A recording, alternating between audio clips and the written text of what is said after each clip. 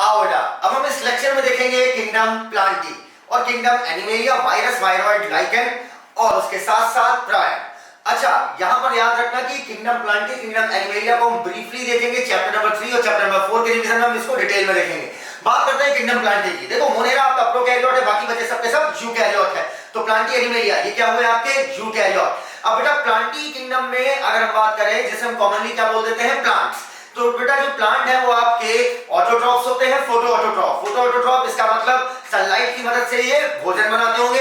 अब सनलाइट को ट्रैप करने के लिए पिगमेंट चाहिए और मेन पिगमेंट इनके पास कौन सा होगा, क्लोरोफिल। क्लियर है यहां तक?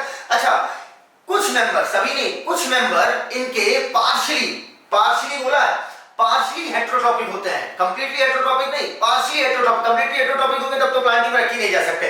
पार्शियली हेटेरोट्रॉपिक होते हैं अर्थात वो आपके जैसे इंसेक्टिवोरस प्लांट या पैरासाइट हो सकते हैं। इंसेक्टिवोरस प्लांट जैसे ब्लैडर वॉर्ट, वीनस फ्लाईट्रैप, कसकटा आपका पैरासाइट हो जाएगा। अच्छा, किंगडम प्लांटी की बात करें तो इनकी जो सेल वॉल होती है वो बनी होती है सेलुलोज से, और किंगडम प्लांटी में जो क्लोरोप्लास्ट होता है वो काफी प्रोमिनेंट, बिल्कुल साफ साफ दिखाई देता है। आइए अब हम इसे देखते हैं। Kingdom Plantae include all eukaryotic chlorophyll containing organism. Commonly इन्हें क्या बोलते हैं बेटा, प्लांट।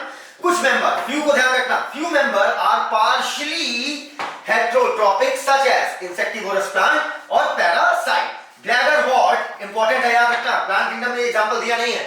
ब्लैडर वॉर्ट और वीनस फ्लाईट्रैप ये दोनों आपके इंसेक्टिवोरस प्लांट है, और कसकटा आपका क्या है, पैरासिटिक है। अब बेटा ये इंसेक्ट खाते नहीं है, ये इंसेक्ट सिर्फ क्या लेते हैं, नाइट्रोजन। उस पर क्या करते हैं, उस पर जूसेस गिराते हैं, इंसेक्ट को पहले ट्रैप करते हैं, उस पर जूसेस गिराते हैं, इंसेक्ट गल जाता है, फिर उससे नाइट्रोजन लेते हैं। अगर पूरा इंसेक्ट खा जाए तो इसका मतलब क्या होगा, फिर ये हेटेरोट्रॉप हो जाएंगे। अच्छा, प्लांट सेल इसका यूकैरियोटिक स्ट्रक्चर उसमें प्रोमिनेंट मतलब साफ साफ दिखने वाला क्लोरोप्लास्ट होता है। सेल वॉल किसकी बनी होती है, मेनली सेलुलोज की। क्लियर है? सेलुलोज के अलावा और भी मटेरियल पाए जा सकते हैं, लेकिन मेनली क्या है आपका, सेलुलोज। मेनली याद रखना, आप सेल का स्ट्रक्चर डिटेल में पढ़ेंगे चैप्टर नंबर 8 में। किंगडम प्लांटी में हम 5 चीजें पढ़ेंगे, एल्गी, ब्रायो, टेरिडो, जिम्नो और एंजियो। देखो, प्लांट किंगडम का कोई भी मेंबर हो, चाहे एल्गी हो, चाहे ब्रायो हो, चाहे टेरिडो, चाहे जिम्नो, चाहे एंजियो, उसकी लाइफ में 2 फेजेस आती हैं, एक आपकी गैमेटोफिटिक, एक स्पोरोफिटिक। गैमेटोफिटिक आपकी क्या होती है बेटा, हैप्लॉइड होती है, स्पोरोफिटिक क्या होती है, डिप्लॉइड, और ये अल्टरनेट करती रहती है, गैमेटोफाइट से स्पोरोफाइट बनता है, स्पोरोफाइट से गैमेटोफाइट बनता है। अब ये जो दोनों फेजेस हैं, इनकी लेंथ अलग अलग हो सकती है, ये इंडिपेंडेंट हो सकती है या डिपेंडेंट हो सकती है। इन सारी चीजों को हम डिटेल में पढ़ेंगे, डिटेल में रिवाइज करेंगे चैप्टर नंबर 3 प्लांट किंगडम में। आइए देखते हैं इसे जल्दी से। लाइफ साइकिल प्लांट की 2 डिस्टिंक्ट फेजेस होती है, डिप्लॉइड, स्पोरोफाइट होता है। ठीक है, याद रखना, डिप्लॉइड और हैप्लॉइड क्या होता है, गैमेटोफाइट, और ये अल्टरनेट करते रहते हैं एक दूसरे के साथ with each other. The length of the haploid and diploid phase, मतलब गैमेटोफाइट और स्पोरोफाइट की लेंथ के आधार पर, और वेदर दीस फेजेस, ये फेजेस आपके फ्री लिविंग है या डिपेंडेंट है एक दूसरे पर, ये अलग अलग ग्रुप में अलग अलग तरीके से इनको हैप्लॉन्टिक शो करते हैं। लाइफ साइकिल कुछ हैप्लॉन्टिक, कुछ हैप्लोडिप्लॉन्टिक, और इसी को बोलते हैं अल्टरनेशन ऑफ जनरेशन। इसकी डिटेल हम पढ़ेंगे चैप्टर नंबर 3 में। Let's move on to the kingdom Animalia. Kingdom Animalia बेटा इसके सभी मेंबर यूकैरियोट है, क्योंकि हमें पता है मोनेरा प्रोकैरियोट, बाकी बचे किंगडम यूकैरियोट्स। किंगडम एनिमेलिया के जितने भी मेंबर हैं, पोरीफेरा से लेकर कॉर्डेटा तक, सबके सब मल्टीसेलुलर हैं, और इनमें सेल वॉल एब्सेंट होती है, सेल वॉल नहीं पाई जाती।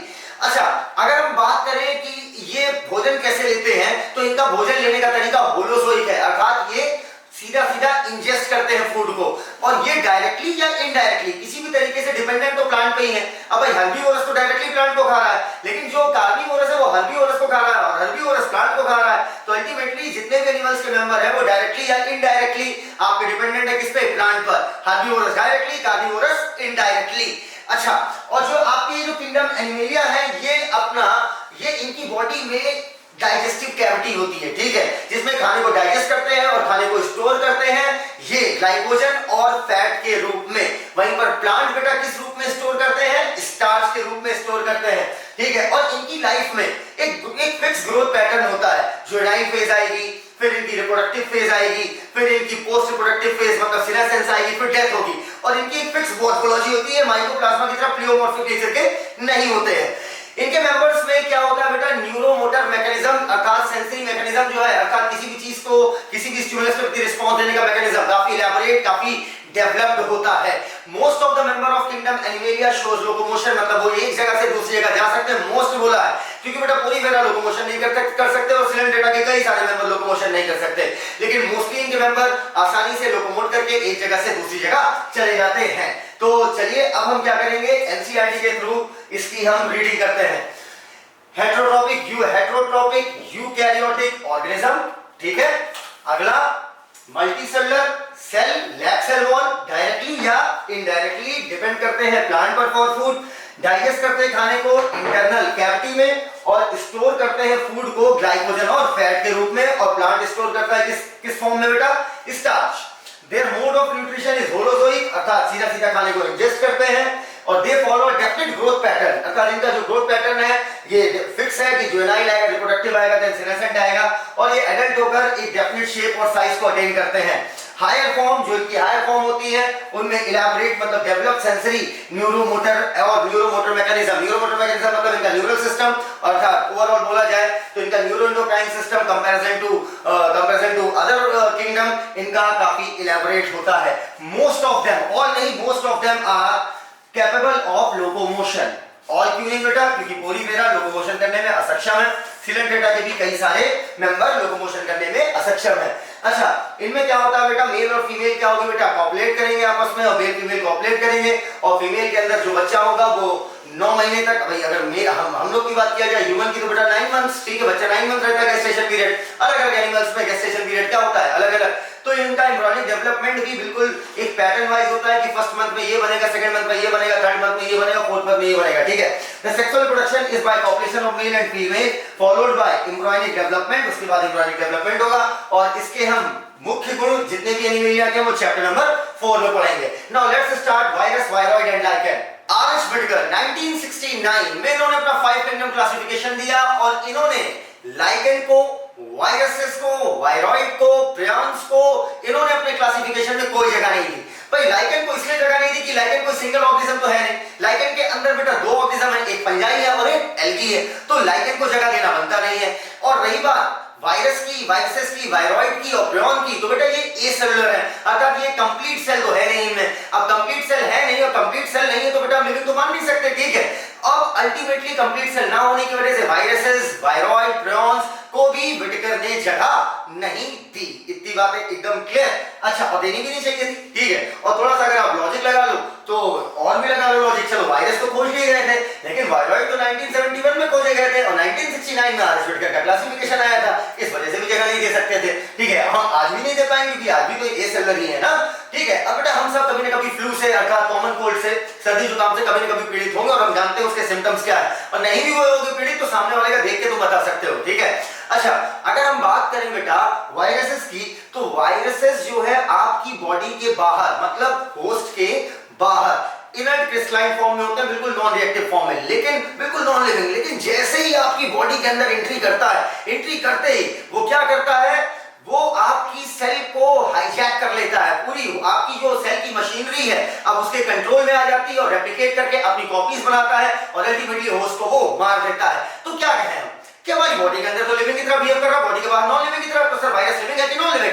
Virus is the connecting link between non living and living. Clear? अच्छा, अब जल्दी से देख लेते हैं एक बार कि in the 5 kingdom classification of Whittaker there is no mention of lichen and some acellular organism like viruses, viroid and prions, ठीक है। यहां पर हम इन्हें हल्के में पढ़ेंगे, सीधे इस लाइन को पढ़ेंगे, फालतू लाइन है। The viruses are non-cellular organisms that are characterized by, viruses non-cellular organism है जिनको हम characterize करते हैं, inert crystalline structure है, outside the living cell, living cell के बाहर इनकी structure कैसी है बेटा, बिल्कुल inert, non-reactive nature, non-living की तरह behave करते हैं। Once they infect a cell, एक सेल को जैसे वो infect करते हैं, वो मशीनरी को पूरा अपने टेक ओवर कर लेते हैं होस्ट सेल की, ताकि वो रेप्लिकेट कर सके और किल कर देते हैं होस्ट को। Would you call virus living or non-living?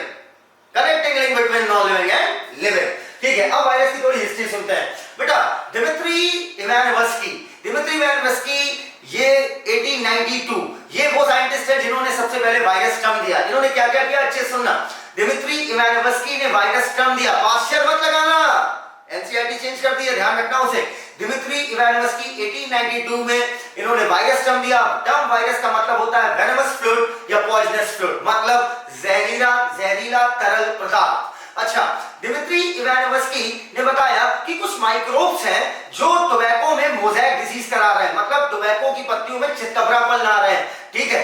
अब उन्होंने उन माइक्रोब्स पर थोड़ा काम करना चाहा। उन्होंने देखा कि जब उन माइक्रोब्स को मैं बैक्टीरिया प्रूफ फिल्टर पेपर, मतलब ऐसा फिल्टर पेपर जिससे बैक्टीरिया क्रॉस ना कर पाए, तभी तो बोलोगे बैक्टीरिया प्रूफ। उन्होंने देखा कि बैक्टीरिया प्रूफ फिल्टर पेपर से वो माइक्रोब क्रॉस कर गए, इसका मतलब viruses are smaller than bacteria. अब इसके बाद आते हैं आपके MW Beijerinck. MW Beijerinck 1898 MW Beijerinck ने डेमोंस्ट्रेट किया, दिखाया कि अगर एक तरफ एक हेल्दी टोबैको का प्लांट है, ठीक है, और एक तरफ डिजीज प्लांट है, ठीक है, जिसे टोबैको मोज़ेक डिजीज हुई है, उन्होंने देखा कि डिजीज प्लांट से अगर मैं एक्सट्रैक्ट निकालूं, एक्सट्रैक्ट कहने का मतलब ऐसे समझो कि उसकी पत्तियां तोड़कर पीस लिया तो हमें एक फ्लूइड मिल गया, ठीक है। अब इसका मतलब उसमें कॉमन सेंस लगाओ, उसमें टोबैको मोज़ेक वायरस होगा या नहीं होगा? होगा, क्योंकि उस प्लांट को डिजीज थी। और इस इन्फेक्शियस फ्लूइड जो कि हमने लिविंग ऑर्गेनिज्म से निकाला, इस वजह से लिविंग इन्फेक्शियस फ्लूइड, इस लिविंग इन्फेक्शियस फ्लूइड को जब हम हेल्दी प्लांट पे लगाते हैं तो डिजीज उसे हो जाती है। तो उसी फ्लूइड को उन्होंने कहा infectious living fluid, that is contagium vivum fluidum. इसका याद रखना किसने बोला है? MW Beijerinck 1898। क्लियर है यहां तक? इसके बाद आता है डब्ल्यूएम स्टैनले 1935। इन्होंने दिखाया कि वायरस को हम क्रिस्टलाइज कर सकते हैं, क्रिस्टल के रूप में रख सकते हैं, और ये क्रिस्टल मोस्टली बने होते हैं प्रोटीन के, ठीक है, सिर्फ प्रोटीन नहीं होता है, मोस्टली बने होते हैं, याद रखना, मोस्टली बने होते हैं प्रोटीन के। और वायरस होस्ट के बाहर बेटा इनर्ट होता है, मैंने बता दिया, बिल्कुल इनर्ट क्रिस्टलाइन फॉर्म है, एमॉर्फस नहीं, क्रिस्टलाइन बोलना है। अब याद रखना कि वायरस, याद कर रखना, सोच लो, वायरस ऑब्लिगेट पैरासाइट होंगे, कैसे पता? क्योंकि बॉडी के बाहर वो इनर्ट हो जाते हैं, नॉन रिएक्टिव हो जाते हैं, नॉन लिविंग हो जाते हैं, बॉडी के अंदर आके लिविंग हो जाते हैं, तो उसका मतलब होस्ट डिपेंडेंट है पूरी तरीके से। तो वायरस क्या होंगे बेटा? Obligate parasite. चलिए जल्दी से हम इसे रीड करते हैं। चलिए, The name virus that means venom or poisonous fluid was given by Dmitry Vansky 1892। इन्होंने रिकॉग्नाइज किया कि कुछ माइक्रोब है जो कॉजल ऑर्गेनिज्म है मोज़ेक डिजीज ऑफ टोबैको के। These are found to be smaller than bacteria। Virus bacteria से छोटे हैं क्योंकि ये पास कर जाते हैं बैक्टीरिया प्रूफ फिल्टर पेपर से, ठीक है, याद रखना इसे। एमडब्ल्यू बिजरनिक 1898 इन्होंने डेमोंस्ट्रेट किया, दिखाया कि जब हम इन्फेक्टेड प्लांट का एक्सट्रैक्ट निकालते हैं, ठीक है, तो वो क्या करता है? इन्फेक्शन गिरा सकता है हेल्दी प्लांट में, और इसी फ्लूइड को उन्होंने कहा contagium vivum fluidum, infectious living fluid. WM Stanley 1935 में आते उन्होंने दिखाया वायरस को हम क्रिस्टलाइज कर सकते हैं, और ये क्रिस्टल मेनली किससे बने होते हैं बेटा? Protein. They are virus are inert outside the specific host, और वायरस आपके कैसे हैं बेटा? Obligate parasite. Let's come on the white board. चलिए अब इधर देखिएगा बेटा, जो वायरस हैं, वायरस होते हैं एक्चुअली में न्यूक्लियोप्रोटीन। इनके जो क्रिस्टल है, मतलब एक्चुअली जो वायरस है वो है न्यूक्लियोप्रोटीन। मतलब वायरस में सिर्फ दो चीजें हैं, एक न्यूक्लिक एसिड है और एक प्रोटीन है। न्यूक्लिक एसिड के बारे में अगर मैं बात करूं तो न्यूक्लिक एसिड में वायरस के पास या तो डीएनए होगा या तो आरएनए होगा, ठीक है। अब ये जो आरएनए है और डीएनए है, ठीक है, अगर टोटल वायरसेस की बात करोगे तो डीएनए आरएनए दोनों है, लेकिन एक सिंगल वायरस के पास इधर आरएनए और डीएनए, या तो आरएनए होगा या तो डीएनए होगा। अब आरएनए बेटा आपका सिंगल स्ट्रैंडेड आरएनए भी हो सकता है, डबल स्ट्रैंडेड आरएनए भी हो सकता है। डीएनए तो आपका डबल स्ट्रैंडेड ही आप पढ़ते हो, सिंगल स्ट्रैंडेड भी हो सकता है लेकिन वो आप पढ़ते नहीं हो, ठीक है। Single stranded RNA, double stranded RNA, double stranded DNA, virus में कुछ भी हो सकता है, ठीक है, लेकिन एक सिंगल वायरस में इनमें से कोई एक ही चीज होगी। अच्छा, वायरस की अगर हम बात करें प्रोटीन कोड की, तो प्रोटीन कोड को बोलते हैं कैप्सिड। क्या बोलते हैं?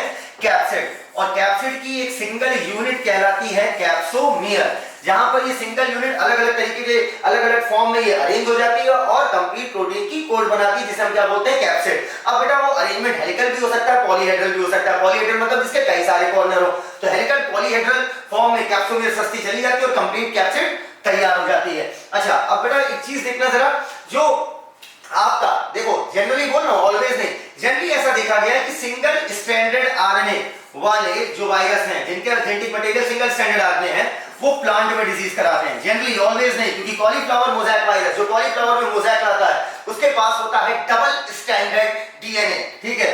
और बेटा एनिमल में disease single stranded RNA, double stranded RNA या डबल स्ट्रैंडेड डीएनए, एनिमल में कोई भी डिजीज करा सकता है। इतनी बात एकदम क्लियर। वायरस में अगर पूछा जाए कि इंफेक्शियस चीज क्या है, कौन सी ऐसी चीज है जो वो होस्ट की सेल की मशीनरी को पूरी तरीके से हाईजैक कर लेती है, वो है बेटा इसका न्यूक्लिक एसिड। इसका न्यूक्लिक एसिड इंफेक्शियस है क्योंकि वायरस क्या करता है? अपनी प्रोटीन कोड को बाहर ही छोड़ देता है, अंदर जाता है उसका जेनेटिक मटेरियल, तो जेनेटिक मटेरियल उसका क्या होता है बेटा? इंफेक्शियस। अब अगर हम बात करें बैक्टीरियोफेज की, बैक्टीरियोफेज आपने सुना होगा, bacteriophage is not bacteria, bacteriophage virus है, बैक्टीरियोफेज वायरस है जो बैक्टीरिया की फेजी कर ले, बैक्टीरिया को खा ले, ठीक है। तो बैक्टीरियोफेज जो बैक्टीरिया को खा सकता है, बैक्टीरिया को खत्म कर सकता है, जिसको हम जेनेटिक्स में जिसका एक्सपेरिमेंट भी पढ़ते हैं, उसका जेनेटिक मटेरियल याद रखिएगा, बहुत इंपॉर्टेंट है, डबल स्टैंडर्ड डीएनए। ये किसका जेनेटिक मटेरियल है?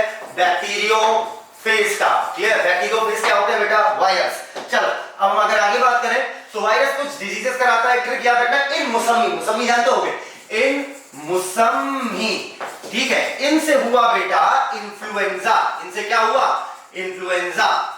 मुंह से हुआ मम्स, एसएम से हुआ स्मॉल पॉक्स, और ही से हुआ हर्पीस। Got it? तो influenza, mumps, smallpox, herpes और एक famous disease acquired immunodeficiency syndrome जो कि एचआईवी वायरस कराता है। ये सारी डिजीजेस वायरस कराता है। अब वायरस प्लांट पे अटैक किया, इसके बहुत सारे सिम्टम है, जैसे प्लांट इनके सिम्टम रटो मत, बस प्लांट को जितना खराब कर सको कर दो। पूरे प्लांट पर चितकबरापन ले आओ, मोज़ेक फॉर्मेशन, लीफ की रोलिंग करना, लीफ की कर्लिंग करना, और उसके साथ साथ लीफ में जो वेन और वेनलेट है वो बिल्कुल साफ साफ दिखने लगे, क्लियर दिखने लगे, और पत्तियों का पीला पड़ जाना अर्थात येलोइंग ऑफ लीफ, प्लांट की ग्रोथ रुक जाना, ये सारे सिम्टम है जो वायरस कॉज करता है। ठीक है, अच्छा चलिए अब हम आते हैं वापस एनसीईआरटी की रीडिंग पे। ठीक है, चलिए जरा देखते हैं sir.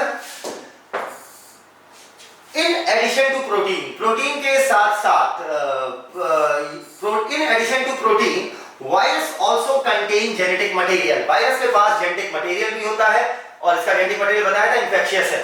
That would be either, याद रखना, आरएनए या DNA. No virus contain both RNA and DNA. A virus is a nucleoprotein, virus एक न्यूक्लियोप्रोटीन है, ठीक है, जिसका जेनेटिक मटेरियल इन्फेक्शियस, याद रखना, जेनेटिक मटेरियल होस्ट की मशीनरी को टेक ओवर करता है। इन जनरल आमतौर पर virus that infect plant have single standard RNA, और वायरस जो एनिमल को इन्फेक्ट करता है उसके पास कुछ भी हो सकता है, single standard RNA, double standard RNA, double standard DNA. ठीक है, बैक्टीरियोफेज ऐसा वायरस जो बैक्टीरिया को इन्फेक्ट करता है, उसके पास यूजुअली पाया जाता है, क्योंकि बैक्टीरियोफेज बहुत बड़ा ग्रुप है। ठीक है, यूजुअली याद रखना बेटा, यहां पर यूजुअली, ऑलवेज नहीं, हर बैक्टीरियोफेज के पास डबल स्टैंडर्ड डीएनए नहीं होगा, ध्यान रखना इस बात को। यूजुअली देखा गया है, बैक्टीरियोफेज बहुत बड़ा ग्रुप है बेटा वायरसेस का, तो इसके पास यूजुअली देखा गया डबल स्टैंडर्ड डीएनए होता है। प्रोटीन कोट को कैप्सिड कहते हैं, जिसकी हर एक सब यूनिट कैप्सोमियर कहलाती है, जो प्रोटेक्ट करती है न्यूक्लिक एसिड को। भाई प्रोटीन कोट के अंदर ही पाए जाते हैं आपके जेनेटिक मटेरियल। ये देखो यहाँ पर ये आपको दिखाई दे रहा होगा केले की तरह, ठीक है, बनानास की तरह, ऐसे लग रहा है जैसे बनाना का बंच है। ये टोटल कहलाता है आपका कैप्सिड, और एक सिंगल यूनिट को हम बोलते हैं कैप्सोमियर। ये देखो बेटा, ये इस तरीके से अरेंज है, और ये हो गया जेनेटिक मटेरियल। अब याद रखना कि टोबैको, अब ये डायग्राम में दिखा रहा है साफ साफ, टोबैको मोज़ेक वायरस का जेनेटिक मटेरियल क्या है? आरएनए, जिसको चारों तरफ से प्रोटेक्शन कौन दे रहा है? Protein code. ठीक है, यहाँ पर बैक्टीरियोफेज बताया था, बहुत बड़ा ग्रुप है, जिसके पास यूजुअली क्या होगा? Double standard DNA. ये हो गया उसका हेड, ये कॉलर, ये शीथ, और ये टेल फाइबर। ऐसे देख लो, हेड कॉलर, ठीक है, हेड कॉलर शीथ और टेल फाइबर। ठीक है, और अब अगर हम बात करें ये जो बैक्टीरियोफेज, ये जो आपका टोबैको मोज़ेक वायरस है, अगर हम इसके ट्यूबुलर फिलामेंट की बात करें तो आपको इसका डायमेंशन याद होना चाहिए। इसका डायमेंशन होता है 300 into 20 नैनोमीटर, याद रखना इसको। ये डायमेंशन होता है बैक्टीरिया, ये डायमेंशन होता है टोबैको मोज़ेक वायरस का। Tobacco mosaic virus, common sense लगा ले बेटा, टोबैको मोज़ेक वायरस अगर आपसे पूछ ले, बताइए इसका जेनेटिक मटेरियल क्या है, तो टोबैको मोज़ेक वायरस प्लांट में इन्फेक्ट करने वाला वायरस है, और प्लांट में जनरली कौन इन्फेक्ट करता है? ऐसे वायरस जिनके पास सिंगल स्टैंडर्ड आरएनए होगा। क्लियर है इतनी बात? चलिए आइए अब हम एनसीईआरटी की रीडिंग आगे बढ़ाते हैं। इधर देखिएगा, these capsomeres are arranged in helical और polyhedral geometric fashion, हेलिकल या बहुत सारे कॉर्नर वाले polyhedral geometric fashion। Virus disease कराते हैं जैसे influenza, mumps, smallpox, herpes, AIDS हम लोगों में कराता है। In plant symptom mosaic formation, leaf rolling, leaf की कर्लिंग, येलोइंग होना लीफ का, प्लांट की ग्रोथ रुक जाना, और प्लांट का ड्वार्फ हो जाना। ठीक है, अब आइए एक बार पूरे वायरस का रिकैप लेते हैं मात्र 60 सेकंड में। ठीक है, 60 सेकंड के अंदर पूरा वायरस को छटाछट खत्म करते हैं। ठीक है, चलिए आंखें बंद करिए और मेरे साथ शुरू हो जाइए। ठीक है, common cold influenza, common cold flu कौन कराता है बेटा? आपका वायरस कराता है। वायरस बॉडी के बाहर हमारे क्या होता है? इनर्ट क्रिस्टलाइन फॉर्म में, नॉन लिविंग फॉर्म में रहता है, लेकिन बॉडी के अंदर जाते ही वायरस आपकी सेल की मशीनरी को क्या करता है? टेक ओवर कर लेता है। Term virus was given by Dmitri Ivanovsky in 1892। Virus जो है बेटा, दिमित्री इवानोव्स्की ने वायरस टर्म का मतलब बताया वेनमस फ्लूइड या पॉइजनस फ्लूइड। दिमित्री एवेनस्की ने देखा कि कुछ माइक्रोब जो टोबैको मोज़ेक डिजीज करा रहे हैं। देखो तो एवेनस्की ने देखा कि वायरस जो है बैक्टीरिया प्रूफ फिल्टर पेपर से पास कर जा रहे हैं और बैक्टीरिया प्रूफ फिल्टर पेपर से पास कर जा रहे हैं, इसका मतलब हुआ कि virus are smaller than bacteria. इसके बाद आपके आते हैं एमडब्ल्यू विजरनिक 1898। एमडब्ल्यू विजरनिक ने कहा कि भैया अगर एक टोबैको मोज़ेक डिजीज से पीड़ित प्लांट है तो उसका फ्लूइड अगर हम लगाते हैं हेल्दी को, तो हेल्दी वाले को भी डिजीज हो जा रही है और उस फ्लूइड को बोला कंटेजियम विवम फ्लूइड अर्थात इन्फेक्शियस लिविंग फ्लूइड। डब्ल्यूएचओ ने 1935 में कहते हैं वायरस को decrystallise and these crystal consist largely of protein. Virus आपके ऑब्लिगेट पैरासाइट है और ये नॉन लिविंग और लिविंग के बीच में कनेक्टिंग लिंक है। वायरस जो है वो न्यूक्लियोप्रोटीन है जिसमें न्यूक्लिक एसिड में या तो डीएनए होगा या तो आरएनए होगा और आपकी प्रोटीन की कोट है वो न्यूक्लिक एसिड को प्रोटेक्ट करती है, वायरस के जेनेटिक मटेरियल को प्रोटेक्ट करती है और प्रोटीन कोट कहलाती है कैप्सिड, जिसकी सिंगल यूनिट कहलाती है कैप्सोमियर। कैप्सोमियर अरेंज होती है हेलिकल और पॉलीहेड्रल ज्योमेट्रिकल फैशन में और अल्टीमेटली पूरे का पूरा प्रोटीन कोट तैयार हो जाता है। जो इसका न्यूक्लिक एसिड होगा, याद रखना एक सिंगल वायरस के पास या तो डीएनए होगा या तो आरएनए होगा। अब आरएनए जो है सिंगल स्ट्रैंडेड आरएनए भी हो सकता है, डबल स्ट्रैंडेड आरएनए भी हो सकता है, डीएनए तो डबल स्ट्रैंडेड होगा, ठीक है। सिंगल स्ट्रैंडेड आरएनए देखा गया आमतौर पर डिजीज कराते हैं प्लांट में और कोई भी वायरस डिजीज करा सकता है एनिमल में, लेकिन कॉलीफ्लावर मोज़ेक वायरस इसके पास होता है double stranded DNA. Tobacco mosaic virus के पास होता है single stranded RNA, tubular filament, dimension होता है 300 × 20 नैनोमीटर। अच्छा, अगर हम बात करें वायरस के जेनेटिक मटेरियल की तो उसका जेनेटिक मटेरियल आपका इन्फेक्शियस होता है, influenza, mumps, smallpox, herpes, AIDS, ये सारी डिजीजेस कौन कराता है? वायरस कराता है। लीफ की अगर सिम्टम की बात करें, लीफ की रोलिंग, कर्लिंग और प्लांट की ग्रोथ रुक जाना, वेन क्लियरिंग, ये सारे सिम्टम जो प्लांट में वायरस देता है। और लास्ट पॉइंट है कि बैक्टीरियोफेज के पास देखा गया है कि इनका यूजुअली जेनेटिक मटेरियल होता है डबल स्ट्रैंडेड डीएनए। अगर बैक्टीरियोफेज में बनूं तो ये हो गया head, collar, sheath, tail, fibre, that's all. Now come on the viroid, finally the last page of NCERT, viroid. 1971 T O Diener ने एक इंफेक्शियस पार्टिकल खोजा, एक नया इंफेक्शियस पार्टिकल जिसकी साइज वायरस से छोटी थी और उसका नाम क्या दिया? Viroid. Virus plus devoid, virus से कुछ कम करोगे तो साइज तो वायरस से छोटी हो ही जाएगी, ठीक है। डिवॉइड का मतलब होता है कि इसकी कमी। तो वायरस बेटा न्यूक्लियोप्रोटीन है, प्रोटीन हटा दीजिए, बचा क्या रह गया? Nucleic acid. तो वायरॉइड के पास सिर्फ न्यूक्लिक एसिड होता है। अब न्यूक्लिक एसिड में भी पूछा जाए तो क्या? आरएनए। और याद रखना कि वायरॉइड का आरएनए जो होता है उसका मॉलिक्यूलर वेट काफी लो होता है, क्लियर। अच्छा, वायरॉइड जो है आपका डिजीज कराते हैं जैसे पोटैटो स्पिंडल ट्यूबर डिजीज और क्राइसैंथेमम स्टंट डिजीज। याद रखना कौन कौन सी? पोटैटो ट्यूबर स्पिंडल डिजीज और क्राइसैंथेमम स्टंट डिजीज, क्लियर। अच्छा, अगर हम वायरॉइड्स की बात करें तो वायरॉइड्स, अब फिर फाइनल पॉइंट सुनना, डिस्कवर्ड बाय टियोडाइनर 1971। अच्छा, वायरस से छोटे होते हैं, इसलिए वायरस से छोटे होते हैं साइज में, नाम क्या है? वायरॉइड। वायरस से क्या कम कर दिया बेटा? प्रोटीन हटा दिया, बचा रह गया जेनेटिक मटेरियल। अब जेनेटिक मटेरियल में भी इसके पास क्या होगा? आरएनए, वो भी उसका मॉलिक्यूलर वेट होता है लो। चलिए पढ़िएगा। इन 1971 टियोडाइनर ने डिस्कवर किया एक नया इंफेक्शियस एजेंट जो स्मॉलर का वायरस है। भैया वायरस से कुछ हटाओगे तो वायरस से छोटा ही होगा ना। और पोटैटो स्पिंडल ट्यूबर डिजीज ये कराता है और एक और मैंने बताया क्या बेटा? Chrysanthemum stunt disease. It was found to be free RNA, अकेला आरएनए होता है जिसमें प्रोटीन कोट नहीं होती है, हेंस इस वजह से नाम पड़ा वायरॉइड। आरएनए जो होता है वायरॉइड का, उसका मॉलिक्यूलर वेट कम होता है। नाउ प्रियॉन्स जो एनसीईआरटी ने अभी ऐड किया, इस वजह से इसको थोड़ा सा स्लो रिवाइज करेंगे, थोड़ा सा पढ़ने के फॉर्म में रिवाइज करेंगे, ठीक है। चलिए, प्रियॉन्स अगर हम बात करें बेटा मॉडर्न मेडिसिन में, मतलब मौजूदा समय जो मेडिसिन चल रही है हमारी मॉडर्न मेडिसिन में कुछ ऐसी न्यूरोलॉजिकल डिजीज देखी गई है जिसमें अकेला प्रोटीन का पार्टिकल, ठीक है, आपकी बॉडी में अगर एंटर कर जाता है तो आपको डिजीज हो जाती है और वही प्रोटीन के पार्टिकल आपके कहलाते हैं प्रियॉन्स, ठीक है। अब समझिएगा इसको अच्छे से, प्रियॉन्स है क्या? प्रियॉन्स कुछ नहीं बेटा, सिर्फ प्रोटीन है। बस याद रखना जो प्रोटीन की जो फोल्डिंग होती है, ठीक है, प्रियॉन्स में जो प्रोटीन है, प्रोटीन का बना हुआ है, प्रोटीन की जो फोल्डिंग है वो एबनॉर्मल है। कैसी? नॉर्मल फोल्डिंग नहीं है, एबनॉर्मल फोल्डिंग है, क्लियर। मतलब जो यूजुअल प्रोटीन की जो फोल्डिंग है उससे थोड़ी सी क्या होगी? डिफरेंट, ठीक है। कैटल में ये आपके प्रियॉन्स जो है वो बोवेन स्पंजी फॉर्म इंसेफेलोपैथी कराते हैं, जिसे हम अगर शॉर्ट में बोले एब्रिविएटेड वर्जन में तो बीएससी बोल सकते हैं और इसी को हम बोलते हैं मैड काउ डिजीज। और वही बिल्कुल वैसा ही उसका एक वेरिएंट हमारे अंदर भी पाया जाता है ह्यूमन में, जिसे हम बोलते हैं क्रुट्सफेल्ड-जैकब डिजीज। तो अब हम देखते हैं प्रायंस को। तो प्रायंस के बारे में एक बात याद रखना कि प्रायंस, देखो वायरस से छोटा है वायरॉइड, लेकिन प्रायंस और वायरस की साइज लगभग बराबर है। पढ़िएगा जरा। In modern medicine certain neurological disease were found to be transmitted by an agent जिसमें कैसी होती है? Abnormally folded protein. These agents इनकी साइज क्या है बेटा, लगभग वायरस के बराबर। इसका मतलब वायरॉइड प्रियॉन से क्या होंगे बेटा, छोटे होंगे। These agents were called prions. The most notable disease जो prion कराता है वो है bovine spongiform encephalopathy BSE, commonly इसी को mad cow disease कहते हैं कैटल में। और इसका एक वेरिएंट हम लोगों में पाया जाता है लगभग उसी की जैसा एनालोगस वेरिएंट जिसे हम बोलते हैं क्रुट्सफेल्ड-जैकब disease CJZ in human. Now the last topic that is lichen. lichen बेटा फंजाई एल्गी का एसोसिएशन है जिसमें आपका एल्गी जो है वो फाइकोबियन कहलाता है और फंजाई आपका माइकोबियन, क्योंकि बेटा phycology is the study of algae, mycology is the study of fungi. और इन दोनों का एसोसिएशन इतना जबरदस्त होता है कि एक बंदा लाइकेन को देखकर बता नहीं सकता कि एक चीज में दो ऑर्गेनिज्म पाए जा रहे हैं। अच्छा बेटा जो एल्गी है, एल्गी क्या करता है, फोटोसिंथेसिस करके जो है फूड सप्लाई करता है किसे, फंजाई को। फंजाई क्या करता है, फंजाई वाटर मिनरल जमीन से एब्जॉर्ब करके, आसपास के एनवायरनमेंट से एब्जॉर्ब करके वो एल्गी को सप्लाई करता है। अब ऊपर फंजाई, नीचे फंजाई, बीच में एल्गी, इस तरीके से फंजाई क्या करता है बेटा, प्रोटेक्शन भी देता है। अब एक बड़ी इंपॉर्टेंट बात याद रखना कि लाइकेन जो है गजब के एयर पोल्यूशन इंडिकेटर है, गजब के। सॉइल पोल्यूशन नहीं बोला, एयर पोल्यूशन इंडिकेटर। अब एयर में भी पूछा जाए कि सर कौन सी गैस के लिए बहुत सेंसिटिव होते हैं, तो सल्फर डाइऑक्साइड।